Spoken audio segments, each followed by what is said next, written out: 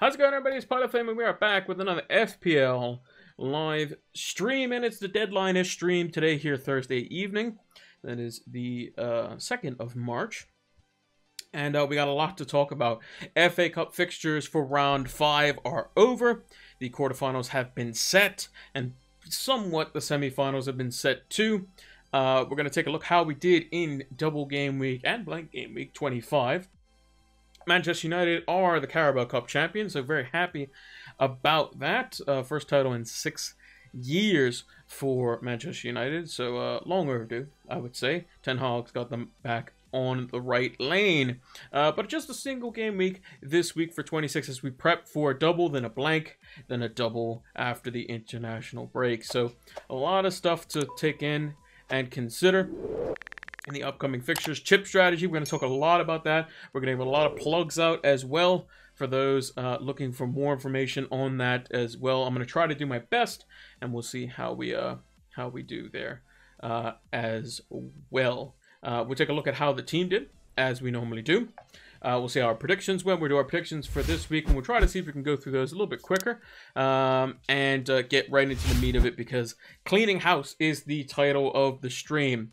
Potentially looking at a wild card, what would we potentially take out, who would we bring in, all these sorts of things. So without further ado, let's get right into it.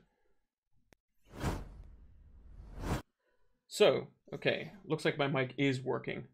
I'm just going to double check that on my sound levels over here. Yeah, seems to be working. Yeah, for whatever reason, my monitor went off and I had to unplug it, plug it back in. And it messed up the sound for whatever reason. Don't know why, but it did. But we fixed it. Let me just adjust the mic a little bit closer. There we go. All right, as you can see, team up on the screen. 91 points. Total with a -4 leaves us at 87 points. So small green arrow just outside the top million. Had we not taken a hit, we would have been inside the top million most likely. So let's run through how the team did. So the transfers we made was we brought in Bukayo Saka for Marcus Rashford. No, we didn't. We didn't do that. We brought in Salah for Marcus Rashford. We brought in Darwin for Harry Kane. And we brought in James Tarkowski for Nathan Ake. Now, the players that we did get rid of scored 0 points for Rashford, 6 for Harry Kane, and 2 for Nathan Ake. Add the -4 is 12 points total. 6 plus 4 is 6 plus 6 is 12. Salah got us 11 points and Darwin got us 2. So we were technically up 1 point on the deal, but we did captain Salah, so we got a little bit more to add to that. So just barely coming out on top of that one. Let's run through the not-so-greats first. Basically, the back line. Ederson, just the 2 points. Disappointing again. Tarkowski, 2 fixtures. Got 1 and -1, which makes 0. Bueno went off early on in the game, around I think it was 24th, 25th minute. Unfortunate, because had he come off around the 60th minute or so, like he normally does for Lopetegui, he potentially would have been a clean sheet, maybe some bonus points, because Wolves would go on to concede after that. Robertson with just the 5 points from the first game, did not take part in the second game. Very disappointed about that as well. Andreas Pereira, not so great either. Just the 1 point, but we kind of expected a 1, 2, or 3 pointer somewhere in there. Darwin Nunez did not take part in the first game, and then Klopp came with, kind of comments about it after the first game. Then played in the second game, had a goal ruled out due to the infringement by Diogo Jota in the build-up to it, and just the 2 points for him. However, Nketiah, who basically didn't do much the whole week except for come on and get an assist almost immediately. Very small amount. Haaland just doing what Haaland does, but he just negatively affects the rank. But this is where the meat of the points come from. Saka, 15 points. Martinelli with 26 points for us.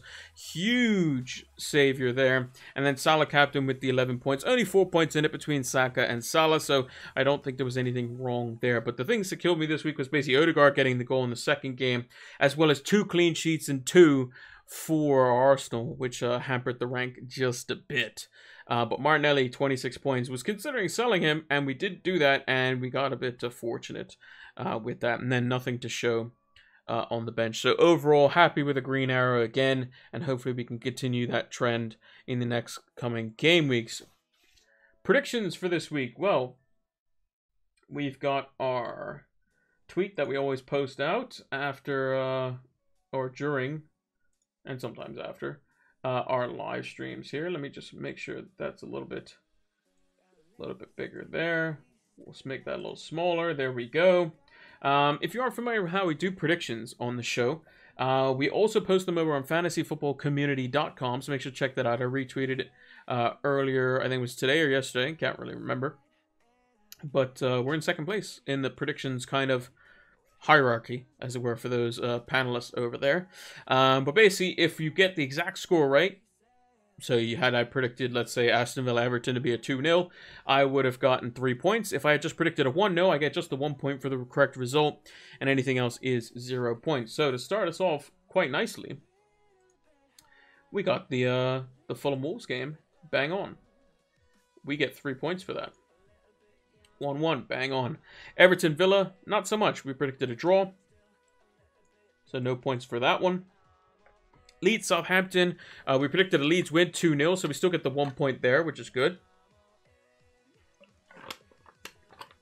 Although had Leeds scored one more, we would have got 3 points, which would have been much nicer. So just the 1 point there. Leicester Arsenal, I thought there'd be more goals in this one, but just the 1-0 for Arsenal, but we still get the 1 point there. West Ham Forest, I mean, it was just a flurry of 15 minutes for West Ham, and Forest just absolutely capitulated. We predicted 1-1. Didn't think there was going to be many goals in it. But yeah, unfortunate there. City, getting bored in the game, decided to concede in the 80-something minute randomly when they were winning 4-0. So we would have got 3 points there, but just the 1. Crystal Palace and Liverpool, did not expect no goals in that. That was probably one of my least things that I would have expected this week. So we didn't get that one right. Chelsea, we thought they put up more of a fight versus Spurs, but Spurs ended up getting the win, so we got that one wrong. We predicted an Arsenal win, although not 4-0. We predicted 1-0, so just a 1 point there. And then Liverpool Wolves, we got exactly right with the 2-0 scoreline. Mono says, "Evening, man. Hope all is well." It is going well. We're on a green arrow, although not where we'd like to be. We'd like to be number 1 in the world, but that's a pipe dream. Good game week. It was a good game week. 91 points, -4. Hopefully you had a good one as well. It was a good game. I saw some pretty big scores. If you had certain set of players, and then there was some teams that kind of floundered a bit, took hits, and only ended up with like 70-odd points before taking the hits into factor. But all things considered, we did pretty good on a prediction. So we got 3, 4, 5, 6, 7, 10 points total out of 12 fixtures. So that's pretty decent. Clean sheets for Arsenal. Well, they should get 2 ticks there. Wolves did not keep a clean sheet in either game, so that was unfortunate. Tarkowski wasn't great. Gakpo did not take participation in any of the goals. And I don't believe Cunha got involved in the goal that they scored. No, that he did not. So a little bit disappointing on the differentials, just 2 out of 5. So we'll note that down in our notebook here. Game week 25. Last week we got 6 points for reference, although it was probably around like 10-ish fixtures from what I remember. But definitely more points. Got 2 exact scores right, which is always nice. And then 2 out of 5 in the differentials is 1 less than last week. But typically what we want to do is if we have 10 fixtures in the week, we like to get at least 50% of them correct with 1 exact score somewhere in there. But we got 2 exact scores, and we got 6 out of the 12 fixtures correct. So that's always nice. Got to get a little bit better with the differential picks. So hopefully we can do that this week.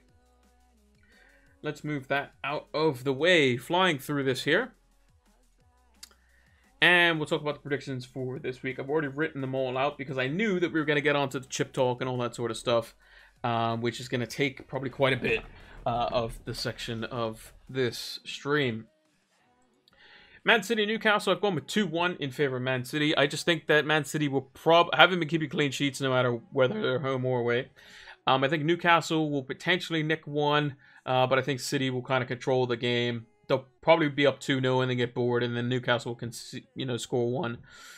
Same old, same old. Arsenal 3-0 over Bournemouth. Could be more, to be honest. I think it should be pretty smooth sailing for Arsenal. Villa Palace, I've gone with the home team. I've gone with Villa to win 2-1. Palace just, I don't know, without Zaha, they don't really have any cutting edge, really. And I kind of think I've been a bit generous with giving them a goal. Probably more like a 1-0, but I'll stick with my 2-1 decision. West Ham probably wasted all of their goals in one game, so I'm going to go with Brighton with a 2-0 win. Chelsea versus Leeds. Chelsea have just not been in good form. I think a draw or loss probably gets Potter sacked, or at least damn well close to it. I'm going with a 1-1, unfortunately, for him. Wolves Spurs. I think Spurs get the away win.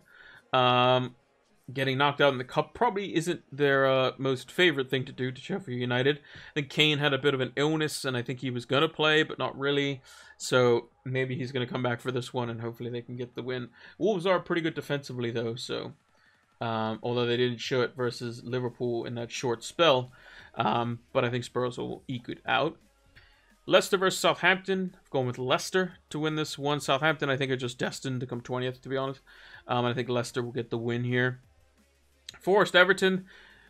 This is going to be the Garden Center game, I think. I think it's going to be both teams want 3 points, and it's going to end 0-0, unfortunately. And then the game afterwards could be fireworks. I've gone with a 3-1 United win.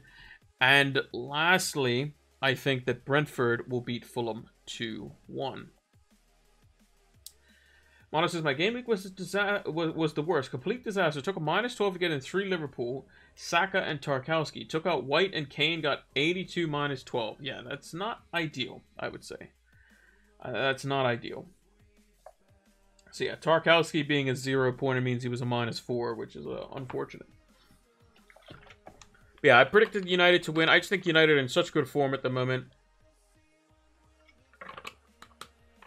Although Liverpool have kept, I think it's 4 clean sheets in their last 4 Premier League games with 3 wins and a draw. Their XG conceded before last night's game against Wolves was like 6 or something like that. So they should have conceded way, way more.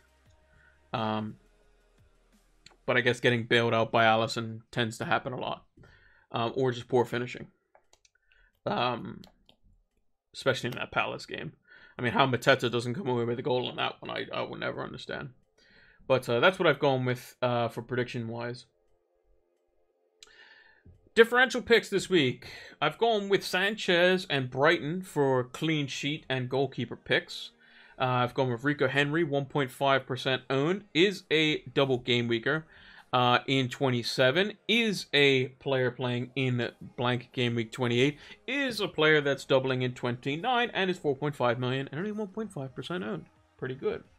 And then midfield and forward, Madison was just ill, apparently, so should be back for this one. Southampton could be a very good shout for Leicester to get back on the rails. 4.5% owned and 1.8% owned between the two of them. And I think Iheanacho Madison is the best combination that Brendan Rodgers can field at the moment. Mono says, at least Varane and others slightly rested. Yes, exactly. So, didn't want to have to play Marcus Rashford, I don't think, did Ten Hag. And same with Casemiro. But Bruno's the one that I just don't... I just don't understand. I'm going to bring up Man United's fixtures. So, Man United, since Christmas. Let me go to Christmas.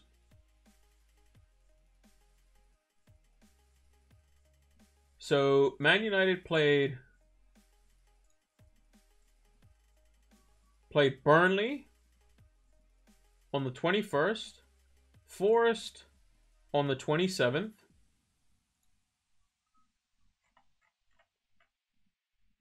Where am I?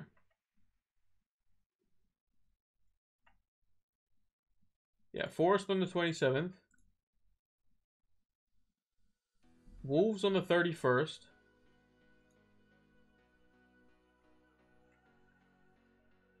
Bournemouth on the January 3rd. Everton January 6th. Charlton January 10th. City January 14th. Palace January 18th. Arsenal January 22nd. Forest January 25th. Reading January 28th. Forest again February 1st. Palace February 4th. Leeds February 8th, Leeds again February 12th, Barcelona February 16th, Leicester February 19th, Barcelona February 28th, Newcastle in the final February 26th, and West Ham yesterday. And I'm pretty sure Bruno Fernandes played 90 minutes in basically all of them, which is crazy. He's not human. He is a robot, 100%. I don't understand how he does it. Rashford's basically played the majority of minutes too, which is crazy. Casemiro, when he's not suspended, has played literally 90 minutes pretty much every game as well. So, but yeah, Bruno, I don't understand. The thing is, when you take Bruno out the team, you see it massively. Same with Rashford, same with Casemiro. It's crazy. Really, really crazy. Although I think the way Rashford has been obviously amazing this season, but I think the way you can potentially foil that is you have the likes of Antony or Sancho or Garnacho who can still do a really good job. I think that like the most important is just the trio of Varane, Martinez, and Casemiro. If we don't have two of those three, I think it's just like game over. Especially Casemiro. Like no Casemiro is like, I mean, you saw versus West Ham. West Ham are controlling the midfield. Casemiro comes on. Yes, we concede first, but it's one-way traffic. Am I on wildcard? Potentially. We'll talk about that. So that is our clean sheet and prediction picks. Differential picks. Let's move the notepad out of the way. Let's get into the crux of it. So, this is Ben Crellin's updated and improved fixture table. At Ben Crellin, you can see up in the top right here. Make sure to follow him. As well as Planet FPL, who had a fantastic podcast today talking about chip strategy. Talking about different players, teams, and that sort of stuff. FPL Wire did a good job today as well with their podcast. I assume they discussed it on Black Box as well between Mark and Az. Just a lot of good stuff going around the community right now around doubles and blanks and all that sort of stuff. So make sure to take in it all. Planet FPL's in particular is one of my favorites because of how James kind of breaks it down for us. But this table also, for someone who really likes making colorful spreadsheets and stuff, is quite good. So, as you can see, the very brightly colored ones here that you see in 27 and 29, those are double game weeks. The ones that have no fixture in game week 28 that you see where there's just a fixture missing, those are blanks. And the ones that have like asterisks or different colors, like this red or orange or whatever, those are potential double game weeks. But as you can see, double game week 29, this is the one after the international break. Let's remember that, after the international break, is the biggest double game week we are going to have for the rest of the season. Now, why is this? Well, that's mainly due to the fact that the amount of teams left in the FA Cup is usually a decent bit of Premier League teams. This time around, it is only 4. Count them, 4 Premier League teams out of the final 8 teams. That is Manchester United, Manchester City, Fulham, and Brighton. Now, Fulham play Manchester United in the final 8 in the quarterfinals. That game will take place during the weekend of game week 28. That's why there's a blank there.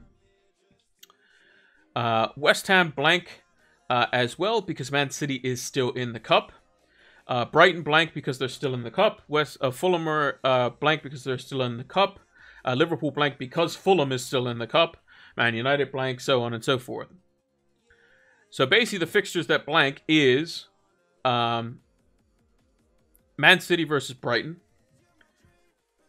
Man City versus... hold on, did I get that right? It's Liverpool, Fulham. Man United versus Brighton, yes. And then Man City versus West Ham. Those 3 fixtures are blanks in this game week and are being moved probably to game week 34, we suspect. So we're looking at chips now. We're looking at free hits, bench boosts, wild cards, triple captain. I'm going to do the triple captain because it's pretty straightforward, to be honest, and more non-team dependent, as it were, if you still have it.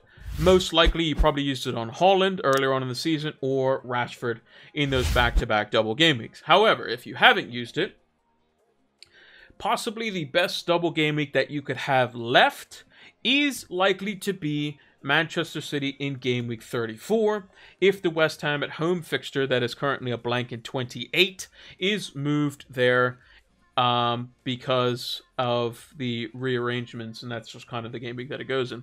In which case, Man City will play Fulham away and West Ham at home.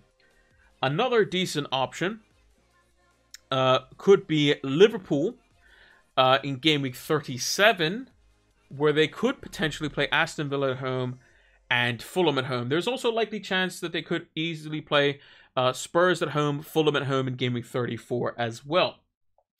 I would say those are probably about equal in terms of, like, if you wanted to triple captain Salah. But I would say those three spots are probably the last one. Or you could just kind of chuck it in game week, 38 randomly. So I managed to catch it. Yeah, all okay now. Yeah, good. All right, I can cut that part out. But just in case it caught the last little bit of, basically, game week 34, Haaland, Fulham at home, West Ham, or Fulham away, West Ham at home is probably the best chance for probably triple captaincy. And then you also have potentially Mo Salah versus Spurs at home, Fulham at home in 34, Aston Villa at home, and Fulham at home in 37. That's what we're looking at for triple captaincy. Free hit chip is dependent on when you're going to wild card. And likely when you're going to bench boost as well. So I'll talk about all three of those kind of in tandem. So, game week 29 right now on paper is probably the easiest way to set up a bench boost. And the reason being is because it has the most doubles in it, for one. A lot of the teams that do double are cheaper assets that you can kind of fill your bench with, i.e. Brentford, Brighton, Leicester, Newcastle, even you can chuck in like Forest and Bournemouth if you wanted to go like Brennan Johnson, Solanke, Villa even. There's a lot of cheap enablers there. Also, bench boosting some single game week players isn't a bad option either. Spurs have Everton away. Good fixture for Harry Kane. Haaland plays Liverpool at home. Again, Liverpool have been a bit susceptible defensively, and Haaland at home typically does quite good. You also have Arsenal who play Leeds at home. That is players that you'd be more than happy to bench boost.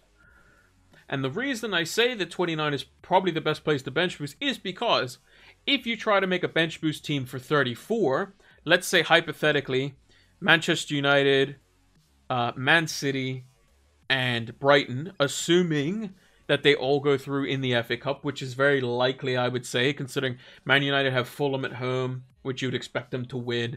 Man City have Burnley at home, which you would expect them to win. And Brighton have, I think it's Grimsby at home, which you would expect them to win. That would leave doubles for all of those teams. There was also a potential likelihood that Liverpool would double in that game week, or potentially could double in that game week too. Which would mean that you would want triple City, triple United, potentially double Liverpool. And that's a lot of the budget. And there's not really much else in terms of doubles that you kind of want to look at. Chelsea double is Arsenal away, Man United away. Not great. Leeds is Bournemouth away, Fulham at home, possibly. West Ham, Crystal Palace away, Man City away. Again, not great either. So your bench would just be single game week players for like Arsenal playing Chelsea, Brentford playing Forest. You want a bit more value, I think, out of the bench boost. That's what I think.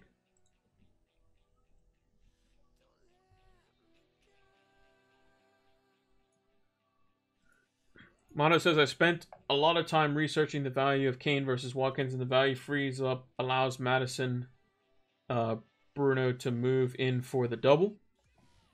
There you go.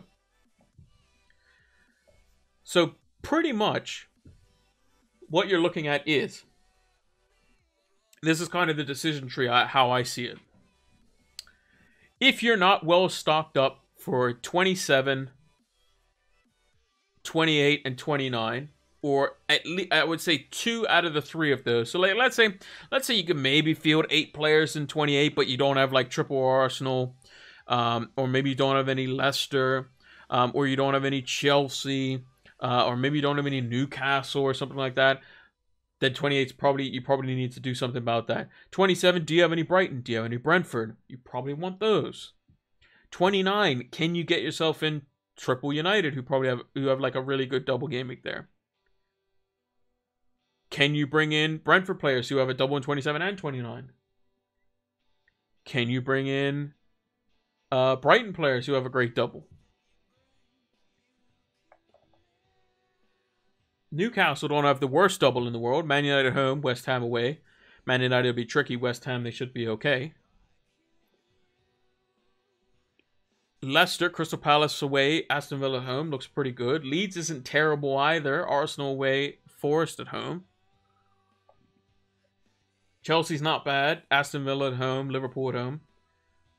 There's a lot of options to create a team to cover your bench and maybe only have 1, maybe 2 singlers like a Saka and a Kane, and then you have doublers all over the shop afterwards too. And that's if you wildcard in 26 or 27, you can basically cover yourself for 28, 29, and then you can free hit in 32 or in 34 or in 37 or wherever you want to go, basically. The likelihood is you'll probably free hit in 32 because you'll be gearing yourself up towards the doubles for Man United, Brighton, and Man City in 34, and those teams will likely not play in 32. So you just free hit them out and then go back in. Pretty straightforward.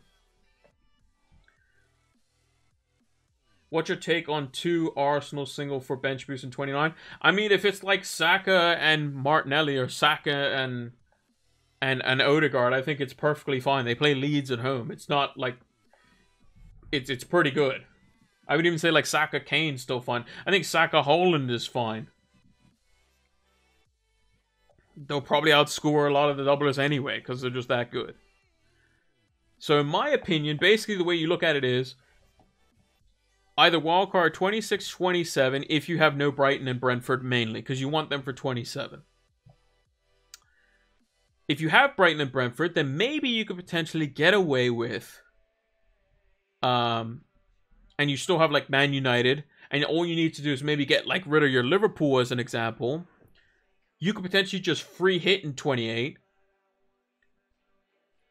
And then bench boost in 29 if your team looks already good. And then you can wild card whatever you want to get to afterwards. It all depends on if your team is full of Brentford and Brighton players, in my opinion, basically.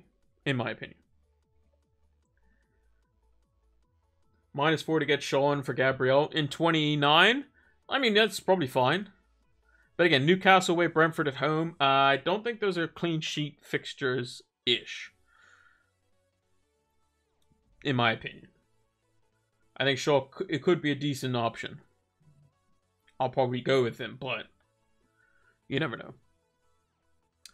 So I think if you want to get the most value out of your bench boost, 29 is the place to do it. That probably means to wildcard in 26, or at least get your team into a situation where it looks pretty good for 29, however which way you do that. And then you have to free hit, choose the free hit in 28 if you're just doing transfers. And then you can wildcard out of it in 30 if you want to. Because I don't think that the wildcard in 33, bench boost in 34 is going to work if you want triple City, triple United, triple Liverpool, this sort of thing. I think it helps also as United will have a further double. Yeah, exactly. So that's kind of my thinking behind it, is that look at your team, see if you have Brentford and Brighton. If you don't, remember, Brighton have 5 double game weeks left in the season. They literally do. They have 1 in 27, they have 1 in 29, they potentially have one in 30 or 31. They'll have one in 34, and they'll have one in 37.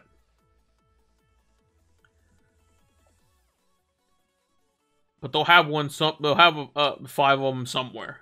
One of them's definitely 27. One's definitely 29.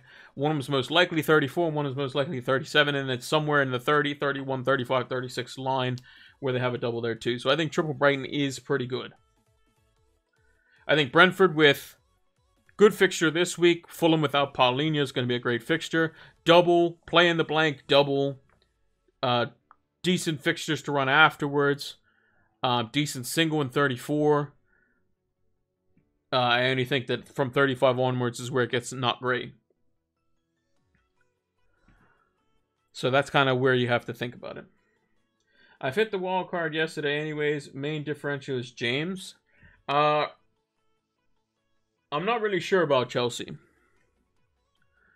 I'm kind of keeping my thoughts open about Chelsea. I'm going to try to steer clear of them, to be honest. The only one I would probably keep is probably Kepa. Probably.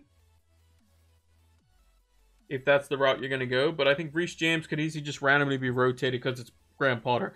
I think, honestly, if you're going to go for a defender, an attacking defender out of Reece James or any of the other defenders, I think you go Chilwell, to be honest. But because they've just been playing so much down the left-hand side. You have Pope and Raya. Okay, I mean, there's a chance you could just avoid Chelsea altogether, to be honest. Because you can go like Brentford defender, Brighton defender, Shaw, Trippier, and then like maybe another Newcastle defender potentially. I mean, you'd have 3 Newcastle defense, but is what it is. So, what does this mean for my team? Well, this is my team currently, as it stands. We have Ederson, Tarkowski, Bueno, Robertson, Andreas, Saka, Martinelli, Salah, Haaland, Nketiah, Darwin, Ward, Mitoma, Trippier, and Shaw. Now, if I were to play it this week with no transfers, this is what I would do. I'd put Shaw in. I'd probably put Trippier in because Bueno's injured. Play Mitoma over Andreas. Probably captain Haaland just because he's at home. That's how I'd play it. Obviously, this is not great.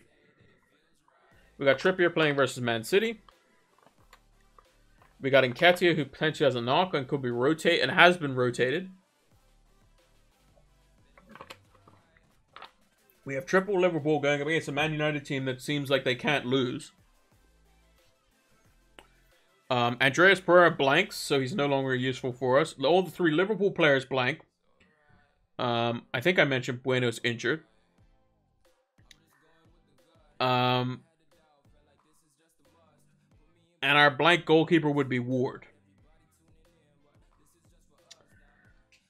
So if we went ahead and looked at who would play for us in the blank, well, we have Tarkowski away to Chelsea, not great. Trippier against Forest, everyone's going to have him. Saka, everyone has him. Nketiah won't be in the team by then. Martinelli could be rotated. It's a single game week, it's possible, but expect 60 minutes. Bueno's injured, and Ward we don't particularly like. So we got Tarkowski, Ward, Bueno, and Nketiah. 4 out of our 7 players available to play currently, if we made no transfers, who are either unavailable to play or not great. Who would we be missing? Arsenal defender, a good goalkeeper, another Newcastle defender, Brentford players, Leicester players. There's a lot we're missing. Monosus, I think you're going to wildcard. I think you're right. And if we look at how our team is set up for 26, how many Brentford, how many Brighton do we have? Well, we just have Mitoma. For the double, we have triple Arsenal, although not the most ideal. We only have Shaw. We don't have Rashford. We have 3 Liverpool players, which aren't useful to us because the double's not great, and they blank in 28. Nketiah's potentially rotation proof. Holland is expendable, I think, at this point. So I think we might have to. Now, if we're going through like a checklist, right? If we're going through a checklist. Goalkeepers. Let's start there. It'll really set you up to 30 and get you back in the game. I agree. I think this is too much. Like, so one of my transfers I had planned to do the second I saw that Kane was back in contention for 28, because I knew his fixtures from 26 to 28 were good, was just basically revert the transfers I made last week, which is just Salah and Darwin out for Rashford and Kane. That's what I have planned to do. But again, we still have, you know, Bueno's still an injury now. We still have Robertson sitting around there. Nketiah's potentially going to be rotated out. Ederson's a problem currently. So that's what I was planning on doing.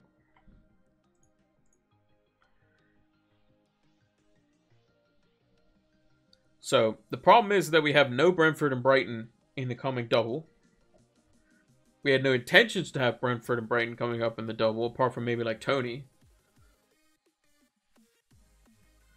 Spurs are just doing the Spurs. You just don't know with them at all. Yeah, I mean, true. That is true. But the one fixture that is good is obviously Rashford versus Southampton in 27. Plays Southampton at home. Good single gaming fixture. Kane plays, I think, Forest. Haaland plays Crystal Palace away, which away from him he hasn't been great. So I think he's potentially expendable there. And then Nketiah is going to be rotated out by then, almost certainly, because Jesus will be back, and it seems like he can play Trossard through the middle. So, who are the players we could potentially bring out? Let's start with the goalkeepers. Well, we get rid of both of our goalkeepers. The goalkeepers, I would say, probably that are on the table for discussion is Nick Pope, Robert Sanchez of Brighton, David Raya, and Kepa Arrizabalaga.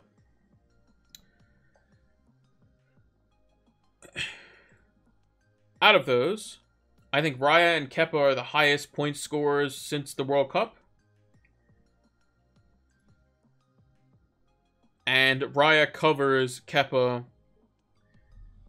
in 32 in the event that Kepa does blank. If United were to beat Fulham, that would mean that the the Man United Chelsea game would be off in 32, which would mean that Kepa would blank, but we'd have Raya as a backup. The rotation between Kepa and Sanchez is supposed to be superb until Game Week 38. It probably is, but it would definitely lock us in for Game Week 32 free hit, which I still want to keep. I want to still be open-minded, I want to say. Still want to be open-minded on that.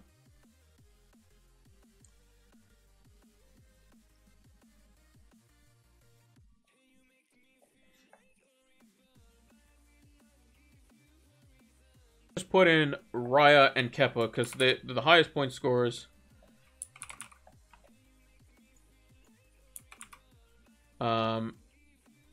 Goalkeeper-wise. We'll put in Kepa. Because I think Fulham still have a goal in them. And Kepa versus Leeds. Could be interesting. I think Kepa probably makes more saves out of the two goalkeepers. I would say Leeds is probably the weaker of the two attacks, I would say. Okay. Moving into defense. Well, Bueno's injured, he's got to go. Who can we bring that's a cheap defender? Well, we mentioned him in our differential picks. Rico Henry for Brentford. I think the options there are Rico Henry, Pinnock, and Ben Mee as well. Tom Med, who's the, I think it's Tom Med, is the Brentford correspondent over on Planet FPL. who James looks to. And he was basically saying there's no reason not to pick Pinnock / Henry over Ben Mee unless you were going to go with two of them. And the reason being is because they all play 90 minutes, and Henry is just 0.5 cheaper. Do you think maybe I should bring in Kepa instead of Pope and Botman instead of James? I think that's a bit safer, in my opinion, as it stands. Kepa's cheaper, Botman's cheaper, and both likely to play more. It also saves you more in the bank for if you want to do moves like Bruno Fernandes and this sort of stuff. Madison's, whoever. So yeah, Rico Henry. Robertson, potentially looking at another Newcastle defender. So let's put in Sven Botman. We just mentioned him, 4.5. Put him in there. We'll put in Rico Henry over Trippier because he plays Man City. James Tarkowski just hasn't been good. He does have Forest away. But I think it's about time we kind of get an Arsenal defender, which we can change out later on if we need to. And I'm just going to put in Gabriel. We could go Zinchenko, but I'm going to put in Gabriel. Now it says we have too many Arsenal, but we'll figure that out in a second. Last but not least, do we keep Luke Shaw? Probably not. I want to have a Brighton defender for sure. So you can go with Dunk or Stupinian. I think either are good choices. So I'm going to go with the Stupinian, who would probably start this week. So I think kind of the mandatories you want is probably Trippier, Brighton defender, Brentford defender, probably an Arsenal defender of some kind, and then one of another Brentford defender if you don't have Raya, another Brighton defender, or potentially a Chelsea defender. I'm just going to take out Nketiah because forward-wise, I think pretty obvious. Ivan Toney. He does have this ban, quote-unquote, looming over him in more ways than one. I'll talk about that in a second. But the first one is the one about the betting allegations, which he's admitted to being guilty to. I think it's 263 accounts where he's pleaded guilty. This still needs to have a hearing booked for it, but it doesn't seem to be likely to happen anytime soon. And I wouldn't think it's going to be definitely before the international break. I think it's probably going to be later on in the season, probably April, maybe May. But for the time being, he's got to go in the team because they're playing Fulham, who have no they have no Paulinho. However, the other ban that I mentioned is the fact that he's on 8 yellow cards. Now, if you get 10 yellow cards before game week 32, you get suspended for 2 games. So, if Ivan Toney were to pick up 2 yellow cards before, or if he were to pick up 2 yellow cards in the next 3 games, whether it's Fulham,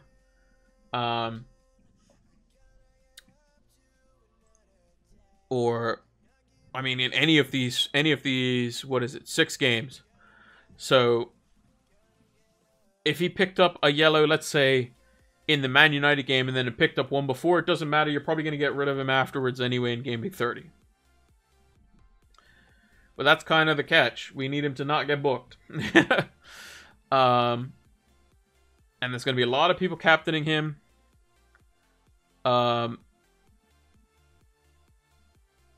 In 27 for Everton away, Southampton away. Now, if he is going to get booked, what we would want it to happen is if he's going to get booked, you want it to be Fulham and Everton right away because, okay, he misses the second game in the double game week. Okay, cool, whatever. He misses the Leicester game. Okay, cool, whatever. But then at least he's back for the double in 29 if you want to use him there. Fine. Or you just hope he gets booked in the Leicester and Brighton games and the Man United away game. Okay, whatever. But you might not want him for 29 either. But I think Toney has to come in. Moving back to the midfield. So Andreas Pereira's he's got to go. We'll bring in Rashford. Rashford comes in.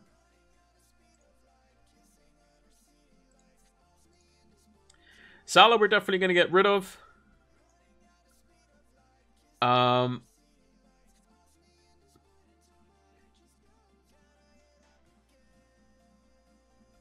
And it is a bit tricky as to what we go for, to be honest. We can go for another Brighton midfielder. We could go for a Maddison. We can go for Almiron if we wanted to, and just bench him. But let's put in McAllister for the time being. Now this frees up, obviously, a boatload of money. We would then have to choose between McAllister and Mitoma. I'm just going to put McAllister in because Darwin Nunez would come out and we would put in Kane as an example. Ollie Watkins is an option. You could put in Brennan Johnson. You can put in Solanke. We can always move to them afterwards. So this does leave a bit of a benching headache for this week, and then especially a benching headache next week too. Having bank is so needed down the line. It is. Very much so. So this is a potential wildcard. As you can see, 10 transfers. So changing 2/3 of the team. The only players remaining would be Holland, Saka, Martinelli, Mitoma, and Trippier. Everyone else would be new. So, as this kind of template, as it were, let's see what it looks like Game Week 27. Why do you feel Kane is so essential versus Watkins? Fixture by fixture comparison. Crystal Palace at home, West Ham away. If you just look at those, is nowhere near as good as Wolves away, Forest at home. Then Kane plays Southampton. Villa plays Bournemouth. Okay, fine.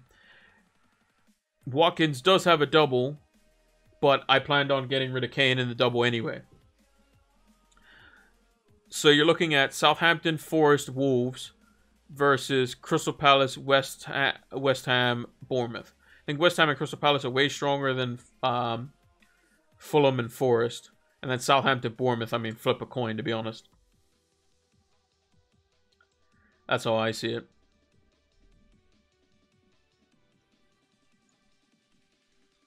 It's mainly this Forest at home fixture. I think that's super, super crucial. I think Kane's just been so consistent.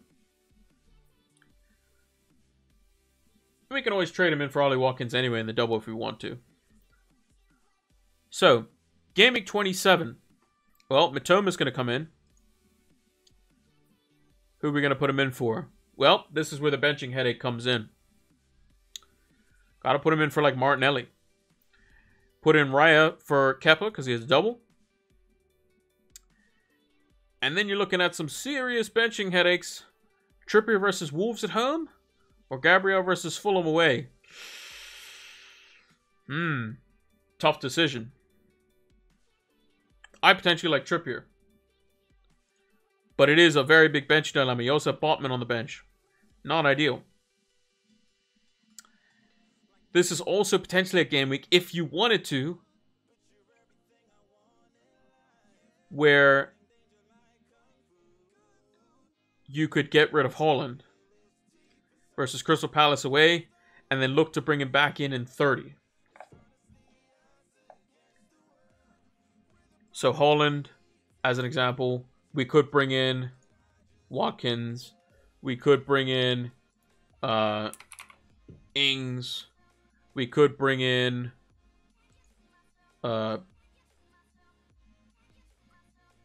Iheanacho.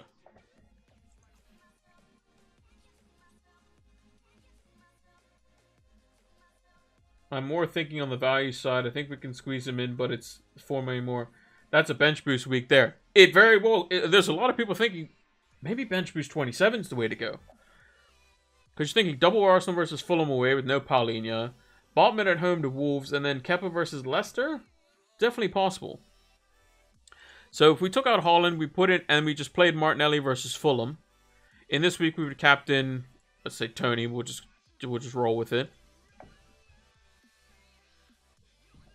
And we can go for something like that. I got 8 million in the bank, so we're rolling in cash.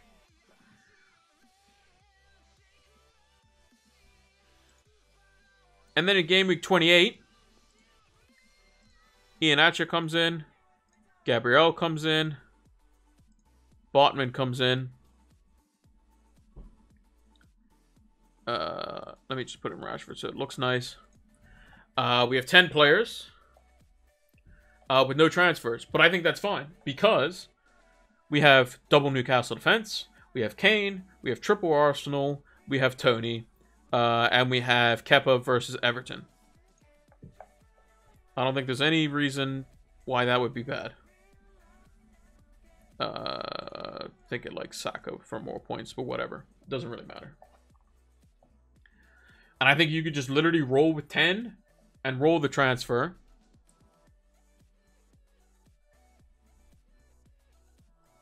And then at Game Week 29, you got 2 free transfers.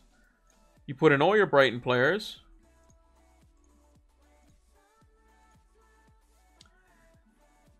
And then you can get rid of Kane. This is where you can get a Watkins, a Danny Ings, whoever. In this instance, who would we bring in? Well, we potentially could keep Kane, but this is probably where we get rid of Martinelli. Bring in Bruno Fernandes. He goes in over Kane. Get rid of Gabriel. We could bring in Luke Shaw. So Shaw would probably play over Botman. And then you're bench boosting Raya with 2, Botman with 2, Saka and Kane. If you wanted to take a hit here, and you really wanted to kind of go for it, you could have Maddison in there.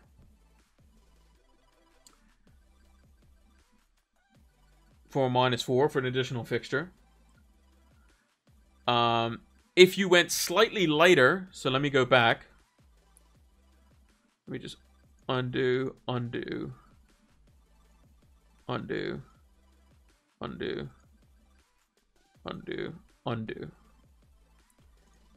And I went back to 26. And instead of McAllister, we had Maddison, as an example. And we went a little bit lighter.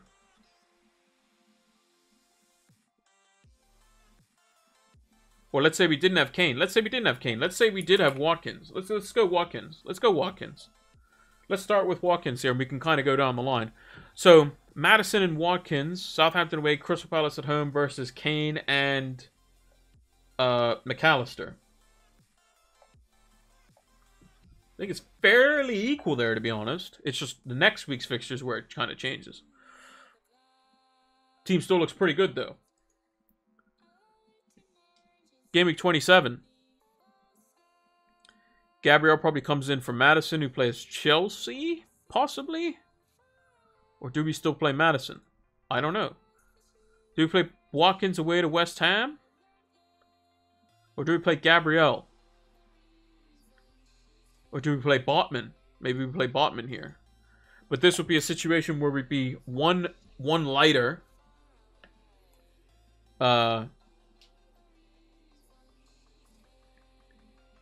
One lighter in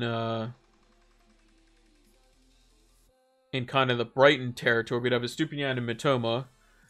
If this was Haaland, as an example, which would reverse our transfer, we would play probably Haaland over Botman. And we'd go something like that. Would save us a transfer. We're going to 28. We then look at what we can do here. We then have 2 frees. We can then get rid of Haaland. We would have Watkins in place. And we would go Iheanacho. Use the 1 transfer and then chill. Then at 29, you got doubles all across the board. You can then get rid of Martinelli for Bruno Fernandes. You can get rid of Gabriel for Luke Shaw. And Bruno would come in over probably Rico Henry. Shaw would come in over Botman. And then you're looking at a situation where you have Henry, Botman, Raya, all with doubles, plus Saka, who has leads at home, which is still pretty good. If you really wanted to go full crazy, you can go Saka out for a Brighton midfielder, if you wanted to. Or if you didn't like Luke Shaw, you can go Lewis Dunk. Something like that. That would be a bench boost. And then on the outside for game week 30,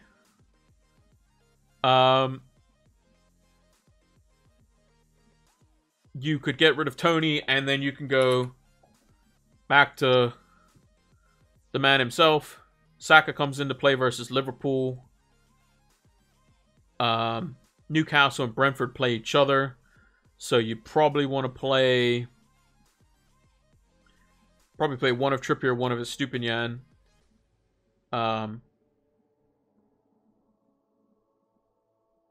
You'd probably play Kepa versus Wolves, probably. Thoughts or word on Estupiñán? I have Dunk as of the injury. I'm not sure if Estupiñán was injured. Let me actually double check that. Brighton FC. So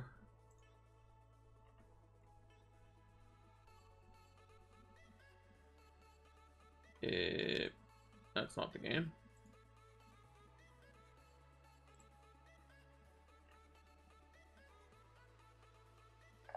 I think Estupiñán was just like kind of fully rested because he's been playing a lot. But again, if you feel like it's not going to work, then go Dunk. Doesn't really matter too much. They're pretty much the same price. They're pretty much the same price, to be honest. Let me check price changes just in case. So Tony, Zinchenko, Rashford, Mitoma, and Haaland are like kind of close. Then we got White, Patterson, Mitrovic, Almiron, Saliba, Perisic, Firmino, Martial. So yeah, a lot of players in contention, like Rashford and Tony maybe are the ones potentially that could go up. Zinchenko if you're looking for a different Arsenal defender than Gabriel, as an example. Hidi Sarkar just got on after work. Looks like it's wildcard week. It does. It does. So yeah, this is what it would look like after 30. It looks pretty good, to be honest. Again, you'd bring back in Haaland. Haaland would possibly be your captain here. Maybe Rashford at home. Again, Watkins has still a good fixture. Game week 30 could also be a Newcastle and Brighton double, but likely it's going to be in 31, which is what James has predicted, which is where we would play the likes of, Mitoma. Botman would be a double, so he would come in probably for Iheanacho. Kepa plays Brighton at home. Raya plays Wolves away, so probably play Raya, I would think here. Man United have the they have the triple versus Forest at home. Watkins versus Newcastle isn't great. But at this time, if you're looking to potentially get back on the Arsenal train or start to look at it, because 32 is a blank game week. Maybe West Ham still isn't looking good. You can look to maybe get Jesus for Watkins if West Ham are looking vulnerable. Or maybe you just kind of save and then kind of look forward to it in that game week. But if you look at the players going into this, and this is, I've made basically no transfers at all. Let me just put Estupiñán in over Mitoma. No, that's not what I want. I want Mitoma here, and I want Haaland here. We're basically only missing 3 players, and we have 2 transfers. We can still put out 10 if we wanted to. Are they ideal? No, because we would want triple Arsenal. You probably want Liverpool. I think you play Forest. They do. Leeds, Fulham, maybe you want a piece of that. Leicester, more Leicester maybe. West Ham versus Bournemouth is an option. Bournemouth, again, play West Ham. Again, more Brentford maybe. Maybe Tony comes back in. Maybe suspended by then, or finished suspension or something. Maybe there's more clarity. So, I'm thinking those sorts of things could be what we're looking for, to be honest.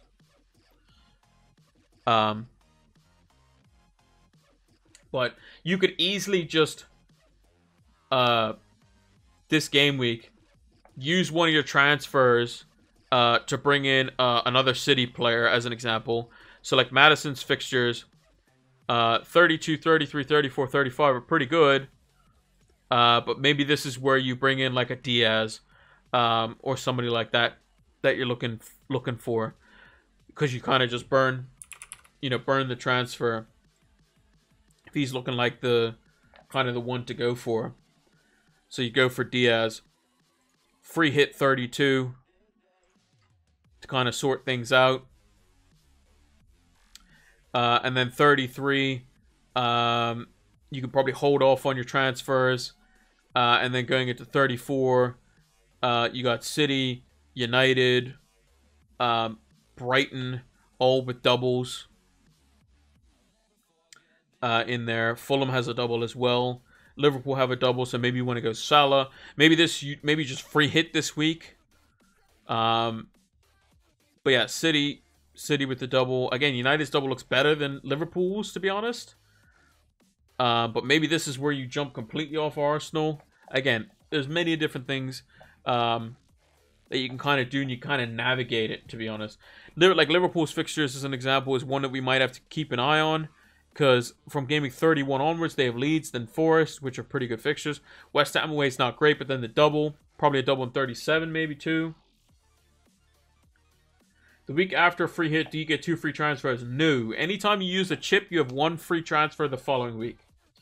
So if you're going to use 2, if you have 2 going into a week, you want a free hit or wild card, you lose 1. So if you have 2 free transfers, or you're thinking about going for 2 free transfers in 1 week, make sure you don't want to use a chip in that week. Pretty much.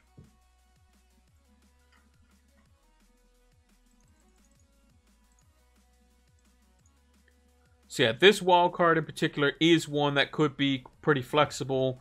It's 1 lighter on the Brighton players. Estupiñán, again, could be Dunk. Matoma could be March or McAllister. Haaland could easily be just somebody else if you wanted to be. Could be Kane if you really wanted him to be. If you think that Kane's going to outscore him versus Wolves away, Forest at home, whereas Haaland is Newcastle at home. Crystal Palace away. Goalkeepers can be, any of the 4 that I mentioned. So, I think there's many options here. So yeah. But yeah, I'm starting to get hungry because I haven't eaten yet, so I need to do that. But yeah, that was a good talk. Good talk about the kind of fixtures and whatnot. Also, yeah, make sure to stay tuned in, because we're going to be doing streams every week. I potentially will have wildcarded, and we'll see how that goes for game week 26 going into game week 27. We'll see what the carnage looks like. We'll see if the single game week players blow us out of the water.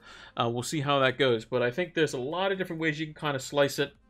Yeah, over a 70-minute one here. I think probably when I cut it up, mind you, there was a little break in the middle with the potential audio issues. So, yeah. I'm going to put this VOD up over on YouTube. It'll be out probably sometime tomorrow. So make sure to comment. Make sure to message me your teams if you need any assistance or want me to look at it and give my opinion. Again, I think personally wildcarding 26 or 27 is better. Bench boost in 29 is the most effective use of it, to be honest. Triple captain, like I said, 34, 37 is either Haaland or Salah in those game weeks. And free hit, kind of free hit when you see fit, basically. So yeah, let's move over to the big screen.